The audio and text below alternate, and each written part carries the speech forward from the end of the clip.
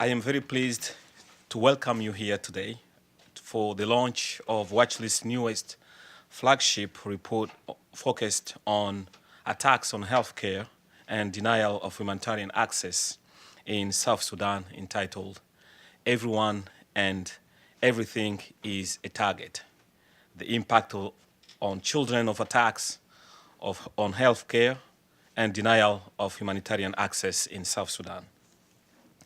For the past 3 years, Watchlist has focused thematically on attacks on healthcare.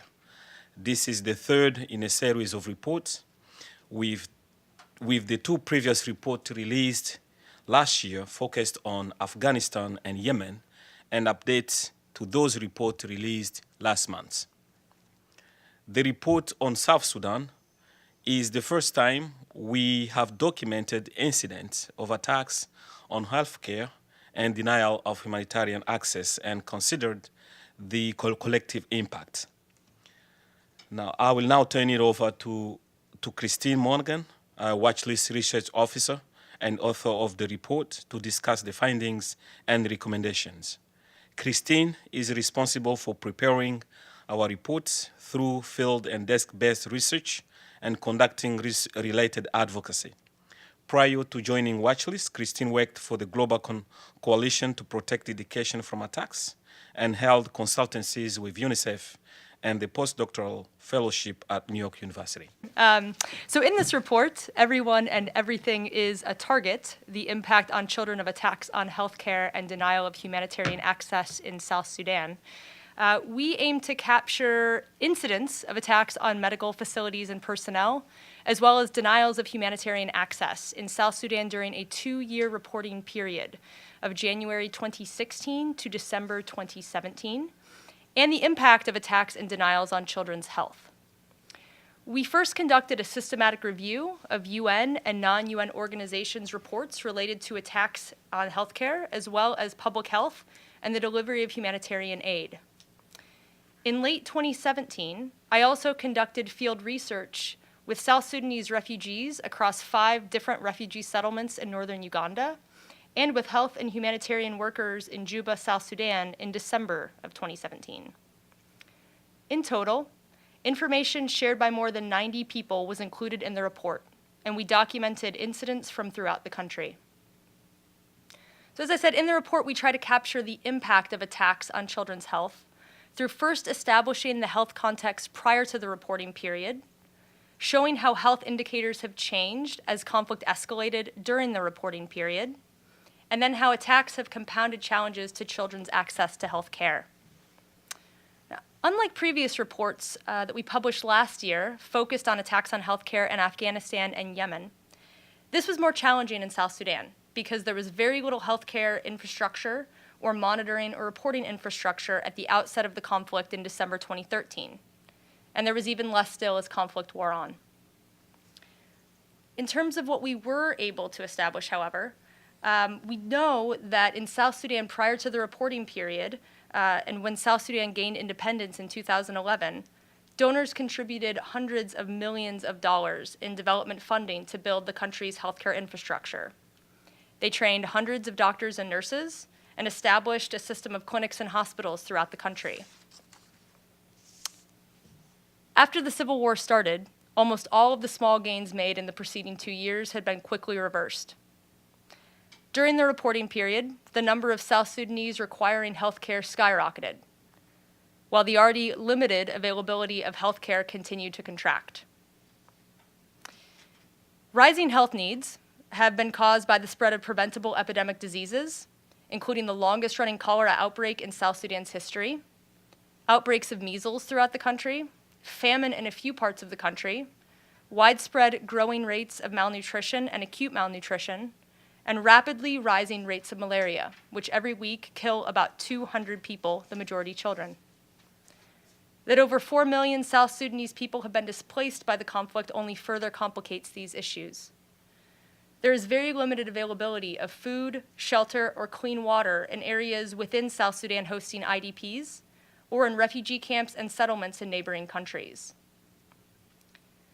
Now, one of the most significant things is that humanitarian organizations have worked beyond their traditional mandate of providing emergency health services, and instead have provided up to 80% of all health services throughout the country. Because of this, there's a very thin line separating an attack on a medical facility or worker from a denial of humanitarian access. When we think of it this way, an attack is a de facto denial and vice versa, especially when it results in the evacuation of humanitarian organizations providing health services, which has happened frequently. And as we've mentioned, attacks and denials have compounded these and many other challenges. Between 2016 and 2017, there were at least 50 attacks on medical facilities and personnel, and at least 750 denials of humanitarian access. In terms of denial, that figure is on par with any of the highest number of other incidents of denials recorded in any other country throughout the world.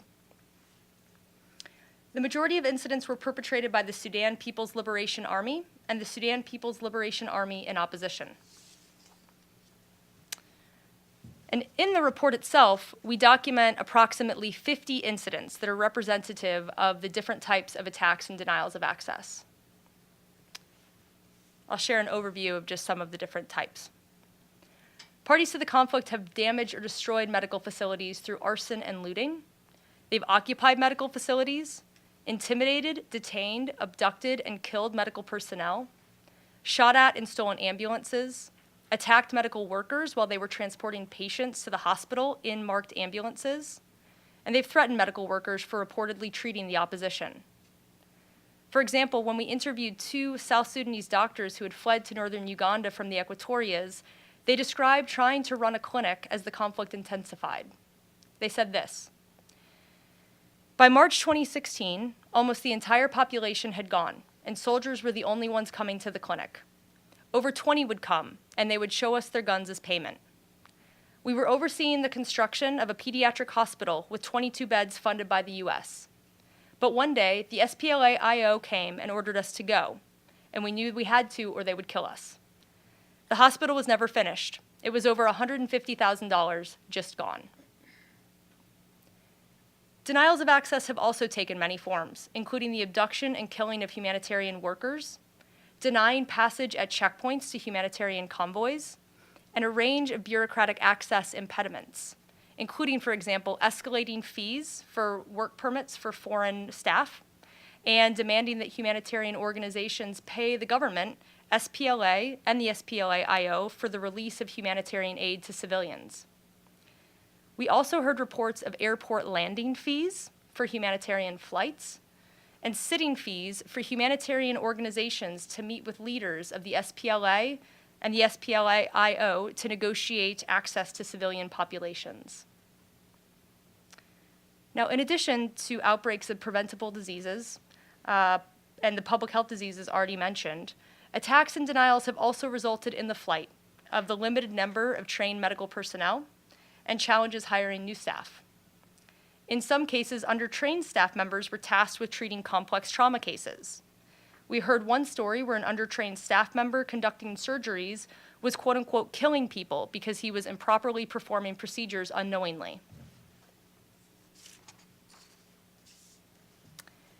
And because of frequent denials of humanitarian access that are ongoing and happening at multiple levels, aid remains trapped in major cities and towns, garrisoned by the SPLA, while the majority of civilians that have been pushed outside of towns to SPLA-IO territory try and survive. And we heard one quote that sums this up well. "Humanitarian aid is being used as a pawn in a Machiavellian game.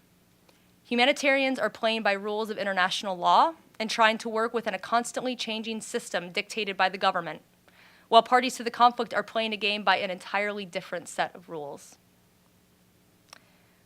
What's very clear in considering these and many other incidents documented in the report is that parties to the conflict are attacking medical facilities and personnel and denying humanitarian access as tactics of war, and that children's right to health care is being violated as a result.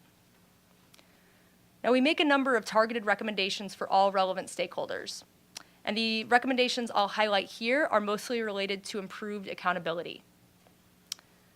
First, we recommend that member states immediately cease the sale or transfer of weapons to the government of South Sudan, where there is a risk they might be used by the SPLA to violate international law, including attacks on medical facilities and personnel. We also recommend that member states who are donors to the government of South Sudan demand unhindered humanitarian access, removal of bureaucratic impediments, and improved security, and also increase costs and consequences for failure to do so. Other recommendations include that the Fifth Committee retain distinct lines in the unmissed budget for child protection advisors. There remains a continuing threat across UN missions that these positions will be cut or merge with other human rights reporting sections, which would result in less information on attacks on hospitals and denials of access, as well as less information on other grave violations. By extension, that would mean there are fewer ways to hold perpetrators to account through naming and shaming. Finally, we recommend the Security Council establish a commission of inquiry to investigate attacks on medical facilities and personnel and promote accountability, including for grave violations against children. And I'll go ahead and stop there. Thank you very much.